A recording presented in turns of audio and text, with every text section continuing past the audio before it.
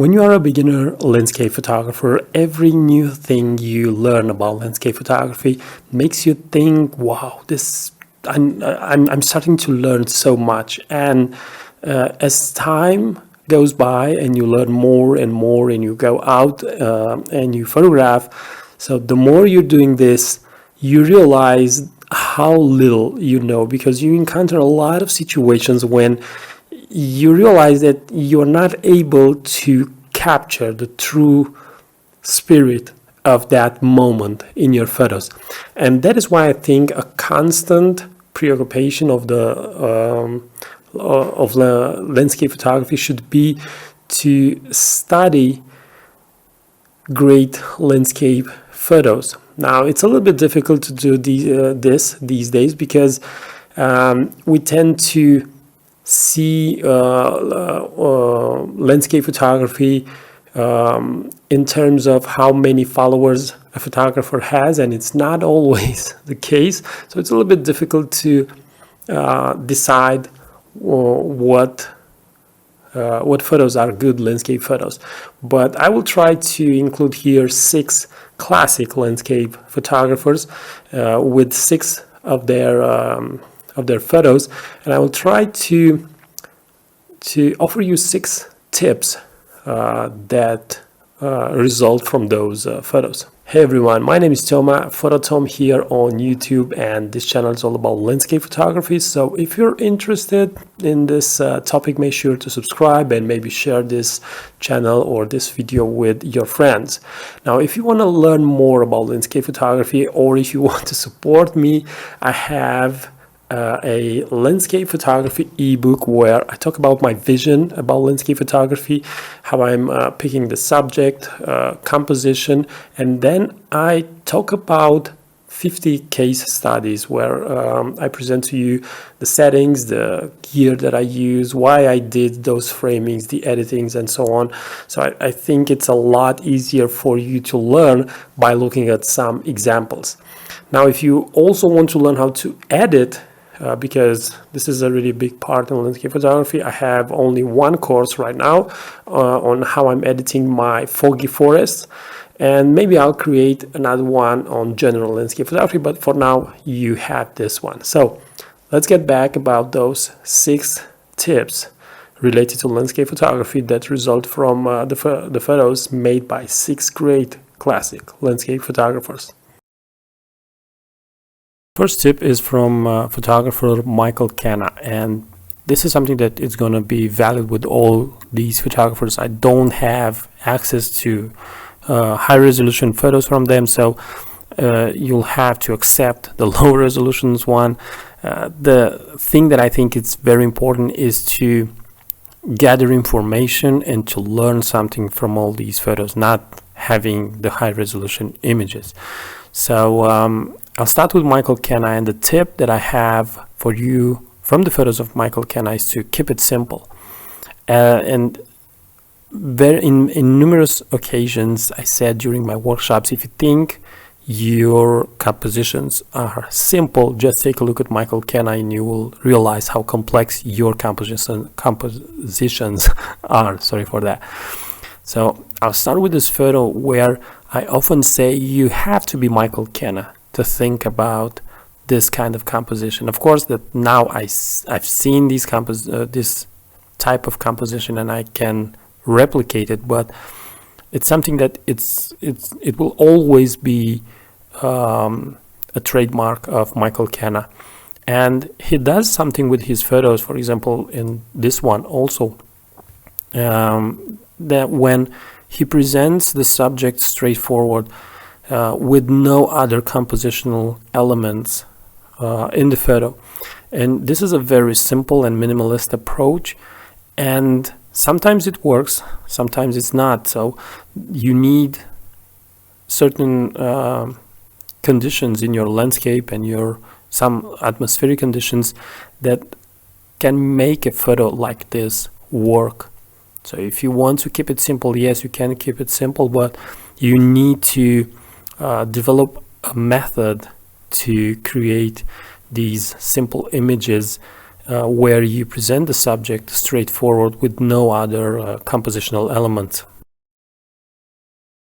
The second tip comes from Ansel Adams, and you will see here in these photos the way Ansel Adams plays with darkness and light.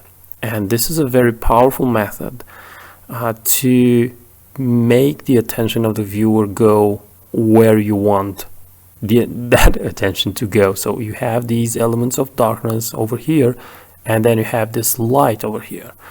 So the light goes into the water, and then again you have the rocks that surround the waterfall in darkness again. You can have these trees, and you have the trunk of the trees, these birch trees. The trunks are lit, and then the rest of the forest is in darkness. And one last photo, which is a more complex one, you have this winding river that takes you in the distance, but you have light in this area, you have darkness over here and over here, and you have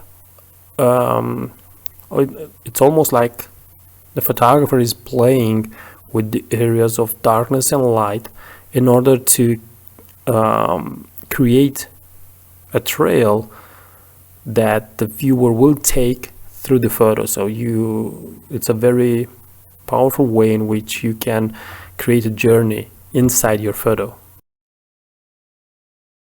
Tip number 3 comes from Brett Weston, and that is to pay attention to textures and patterns. And for example, this is you're not always have to look closely to transform the landscape in front of you in a textural image.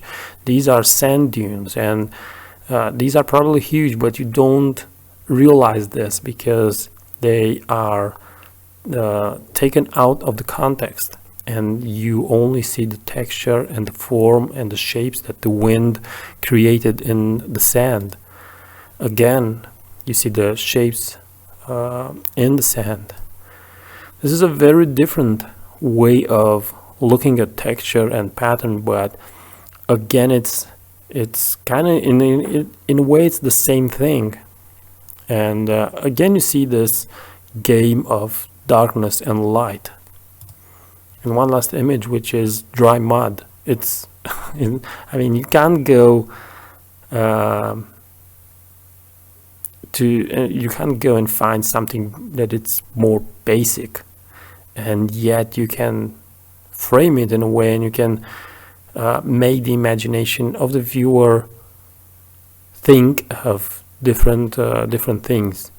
One thing that I want to add is that this type of images, I think they work better in series. And when you present a series of photos that look like this, then you can create a story, and the photos can look a lot more interesting. Tip number 4 comes from photographer Clyde Butcher, and I think when I look at his photos, you feel the grandeur of nature. He also liked to print his photos really big, because he thinks this is the way you can actually feel nature through his photos. But whenever I look at his photos, I have this feeling, maybe I'm also thinking at how big the print is, but I'm having this feeling that he captures how big nature really is, or how big the landscape in front of him really is. Tip number 5 comes from photographer Bill Brand, and it's about strong leading lines, powerful leading lines, simple leading lines that cannot be mistaken. Of course, that you can see where he edited. You can see where some elements become darker because he edited those elements in post, in the darkroom. But the idea is to think about leading lines in a much more clear way, because whenever you have clear and simple leading lines and strong leading lines, the viewer will have no option but to follow those leading lines and take the journey you want the viewer to take.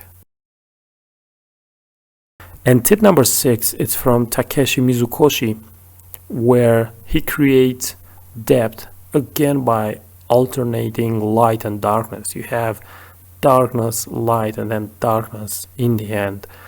Over here in a foggy forest, you have dark trees, but the more you look into the background, the trees become lighter, and this is a very simple way in which you can create depth. And this final image of his, where you have darkness, light, and then darkness, and you have two areas of light, but this one is a lot bigger and a lot more important and clear. So this is a very simple way in which this area dominates this one over here.